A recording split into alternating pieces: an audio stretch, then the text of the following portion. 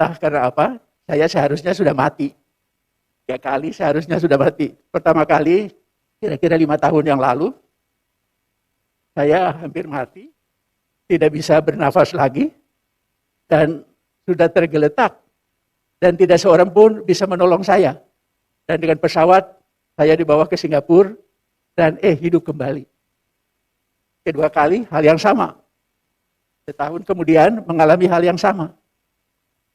Saya sudah tidak tahu, apalagi dokter pun tidak bisa menolong di Indonesia.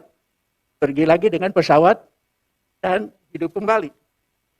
Dan terakhir, 2 tahun kemudian, tahun lalu, saya juga masuk rumah sakit.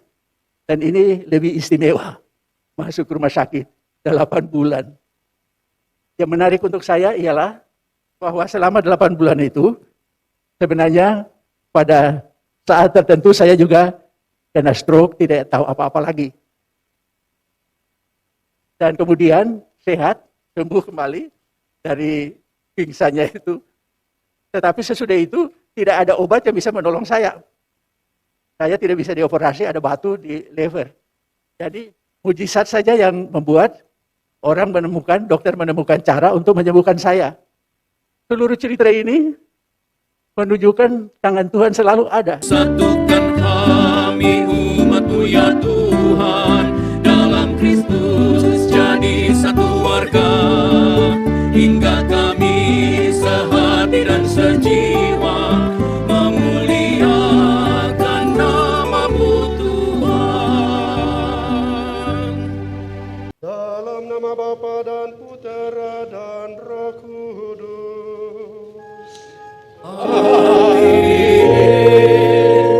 Rahmat Tuhan kita Yesus Kristus, cinta kasih Allah, dan persekutuan Roh Kudus selalu bersamamu. Dan bersama rohmu. Saudaraku terkasih, pada kesempatan ini kita berkumpul di sini turut bersyukur dan bergembira. Doa Musa menurut Mazmur 90 bersyukur dan menandaskan bahwa umur panjang adalah anugerah Tuhan dengan berkat. Masa hidup kami 70 tahun dan jika kami kuat 80 tahun. Kegenapan waktu itu kita syukuri pada hari ini, sebab Romo Lambertus Somar MSc merayakan sukacita umur panjang dan hari ulang tahun ke-90. Banyak anugerah yang diberikan Tuhan dan diterimanya. Marilah kita bersyukur dan bersukacita atas umur panjang dan ketabahan dan rahmat yang dimilikinya dalam mengisi dan menjadi hidupnya terberkati. Melalui perjamuan Ekaristi ini, kita arahkan pandangan mata iman kepada Kristus yang hadir di tengah-tengah kita saat ini, agar doa-doa kita disatukan dalam kematiannya dan dikabulkan dalam kebangkitannya. Saudari-saudara, marilah menyesali dan mengakui bahwa kita telah berdosa supaya layak merayakan peristiwa penyelamatan ini. Bapak, Ibu, saudara-saudari terkasih, hari ini kita berkumpul di tempat ini untuk merayakan hari ulang tahun ke-90 dari Pater Lambertus Somar. Ketika tiba di sini dan saya membuka buku perayaan Ekaristi hari ini, saya merasa tertarik dengan bacaan-bacaan yang dipilih untuk perayaan hari ini.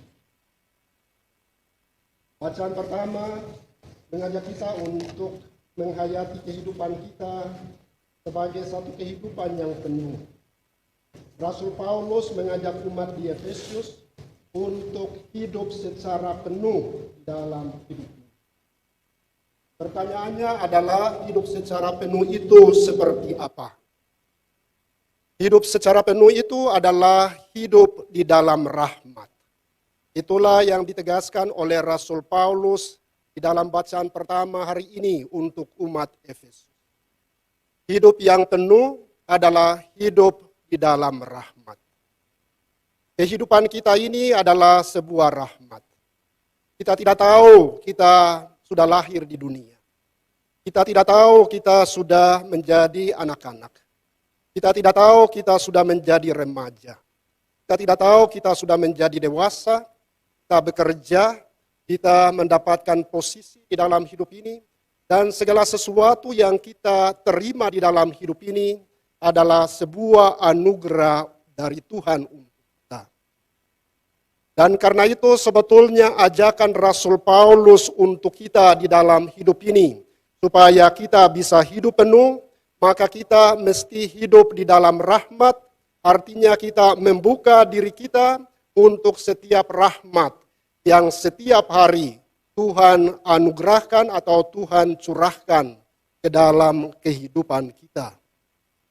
Ketika kita menutup diri kita, maka rahmat itu tidak akan tercurah di dalam kehidupan kita, dan kehidupan kita menjadi kering.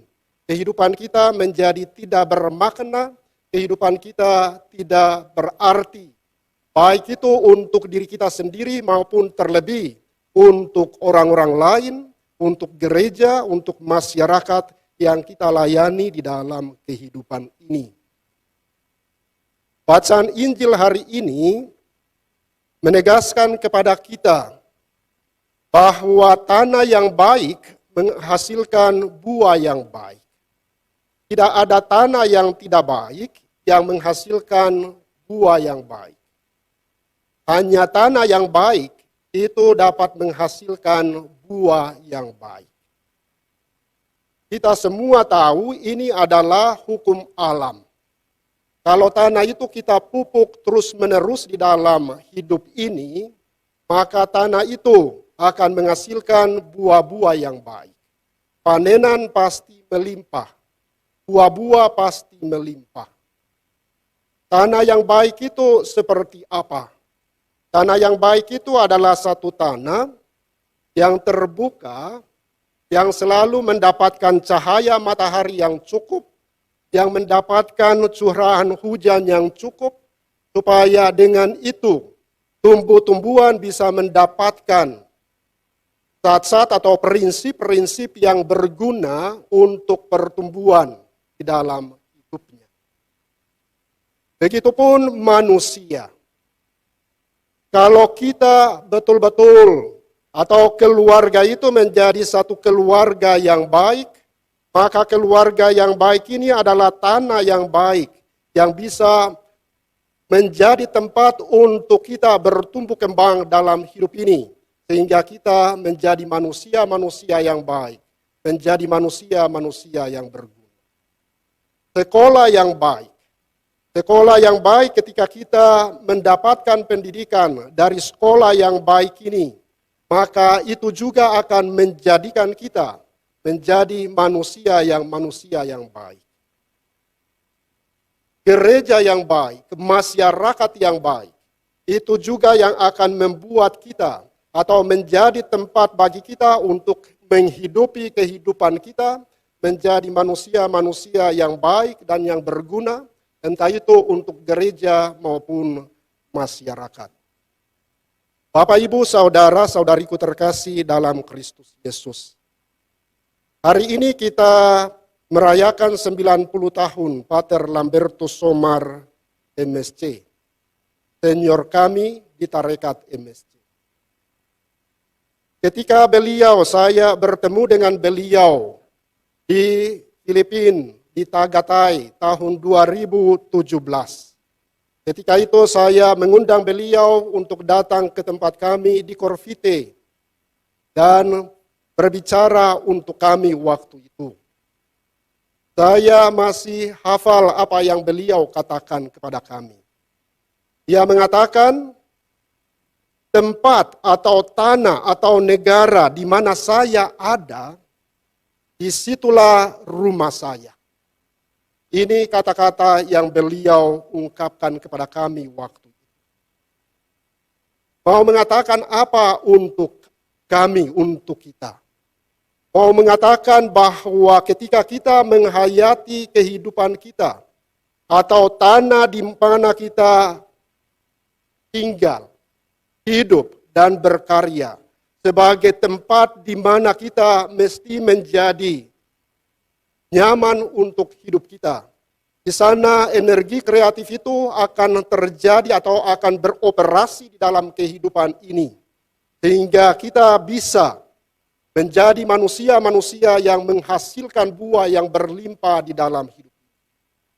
Ketika tinggal di tanah asing, dan saya misalnya menghayati kehidupan saya bahwa saya ini adalah orang asing, maka di tempat ini, maka kemungkinan untuk berkreasi di tempat itu menjadi sangat minim, menjadi sangat kecil. Dan karena itu juga apa yang kita hasilkan di sana tentu tidak sebanyak ketika kita menghayati diri kita bahwa tanah di mana saya tinggal adalah rumah saya. Bapak, Ibu, saudara-saudariku terkasih dalam Kristus Yesus. Ketika berefleksi tentang kehidupan dan karya-karya dari Pater Lambert Sommer, saya mengingat satu ikon atau satu image, gambar yang bagi saya sangat menarik dan sangat inspiratif. Itu adalah Kalvari Issoudun. Kalau ada yang sudah pergi ke Perancis dan berkunjung ke Basilika MSC di Issoudun, akan melihat ikon itu di altar Basilika kami di sana. Di sana Maria dilukiskan sebagai orang yang berdiri di kaki salib, dan tangan kirinya menunjuk kepada hati Yesus, sementara tangan kanannya menunjuk kepada atau mengarah kepada umat manusia. Ini mau mengatakan apa? Mau mengatakan bahwa Maria mau mengundang semua orang untuk menimba rahmat dari hati Yesus yang tertikam di Kalvari sebagai sumber rahmat untuk kehidupan manusia. Dan pada saat yang sama, Maria menerima rahmat dari hati kudus itu, dan tangan kanannya menyalurkan rahmat itu untuk setiap orang yang datang kepadanya dan yang mohon kepadanya. Ketika berefleksi tentang kehidupan dari Pater Lambert Sommer, image ini menjadi satu image atau satu gambaran yang sangat hidup di dalam diri saya. Saya membayangkan bahwa Pater Lambert Sommer ini adalah betul-betul menjadi seorang misionaris hati kudus Yesus. Seperti Maria, Pater Lambert senantiasa menunjuk atau berusaha mengantar setiap orang kepada hati Yesus untuk menimba, memberi kesempatan kepada orang-orang itu menimba rahmat dari hati Yesus ini. Dan pada saat yang sama, semua rahmat yang dia terima dari hati Yesus ini dia curahkan untuk siapa saja yang datang meminta bantuannya, yang datang meminta pertolongannya. Pater Lambert Sommer memiliki satu hati yang sangat terbuka, menerima dan memberi, menerima rahmat dan mencurahkan rahmat untuk siapa saja di dalam hidup ini. Semua orang tahu tentang itu. Mari kita mendengar mungkin 1-2 siring singkat dari Pater Lambert Sommer.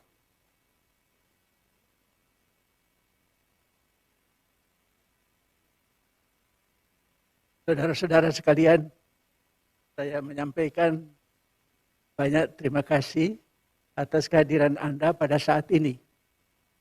Kehadiran Anda sangat membuat saya bersukacita.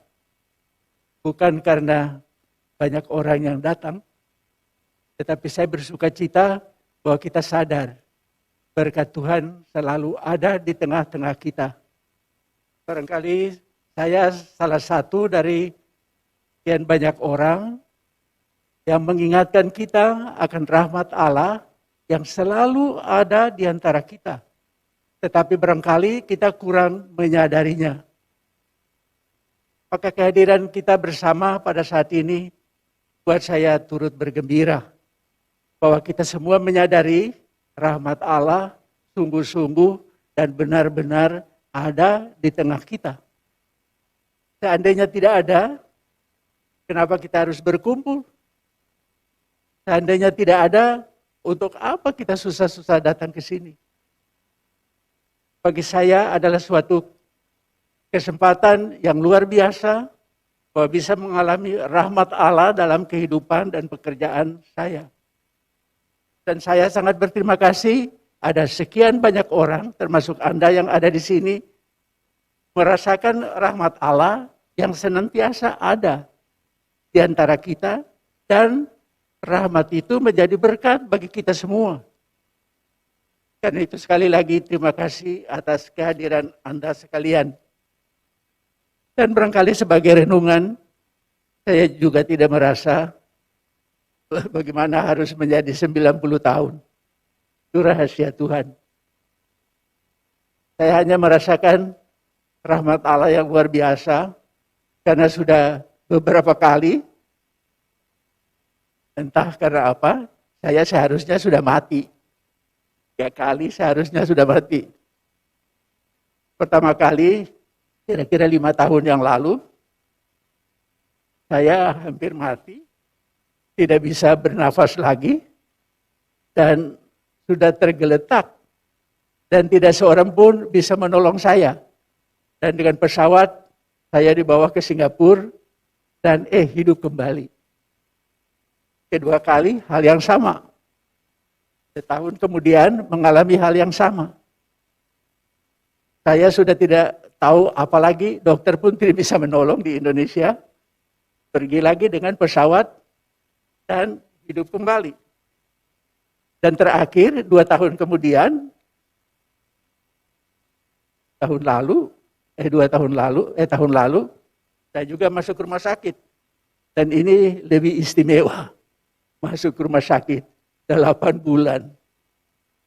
Yang menarik untuk saya ialah bahwa selama 8 bulan itu, sebenarnya pada saat tertentu saya juga kena stroke, tidak tahu apa-apa lagi. Dan kemudian sehat, sembuh kembali dari pingsannya itu. Tetapi sesudah itu tidak ada obat yang bisa menolong saya. Saya tidak bisa dioperasi, ada batu di lever. Jadi mujizat saja yang membuat dokter menemukan cara untuk menyembuhkan saya.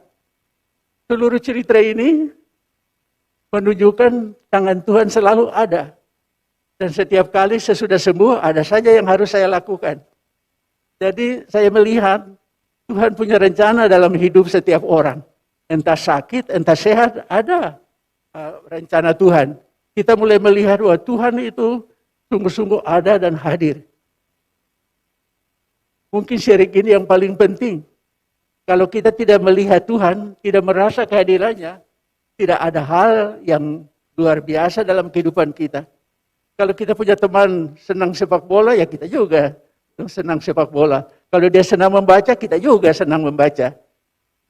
Dengan adanya Tuhan, kita mendapat hal-hal lain.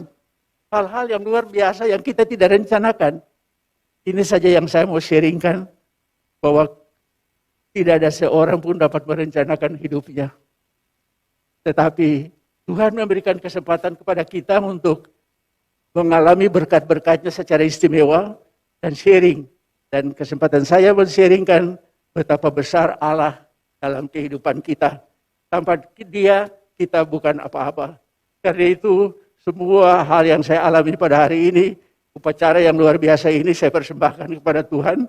Karena itulah pantas kita bersyukur atas berkat-berkat yang Ia sudah berikan kepada kami. Mudah-mudahan pengalaman ini menunjukkan juga betapa pentingnya hidup dalam iman dan hidup bersama dengan Tuhan dalam perjalanan hidup. Terima kasih. Agunglah misteri iman kita. Penyelamat dunia, selamatkanlah kami. Karena melalui salib dan kebangkitan-Mu, Engkau telah membebaskan kami. Tuhan sertamu. Dan sertamu juga. Semoga Allah yang Maha Kuasa memberkati saudara dengan kerahimannya, dan melimpahi saudara dengan kebijaksanaan yang menyelamatkan. Amin. Semoga Allah terus-menerus memupuk iman saudara, dan memberi saudara ketekunan dalam melaksanakan karya-karya kudus. Amin. Semoga Allah menuntun setiap langkah saudara dan menunjukkan kepada saudara jalan damai dan cinta kasih. Amin. Semoga saudara sekalian dilindungi, dibimbing, dan diberkati oleh Allah yang Maha Kuasa, Bapa dan Putra dan Roh Kudus. Amin. Saudara sekalian, perayaan Ekaristi ulang tahun ke-90 Pater Lamberto Somar MSC sudah selesai. Syukur kepada Allah. Marilah kita pulang dengan membawa damai Tuhan. Amin.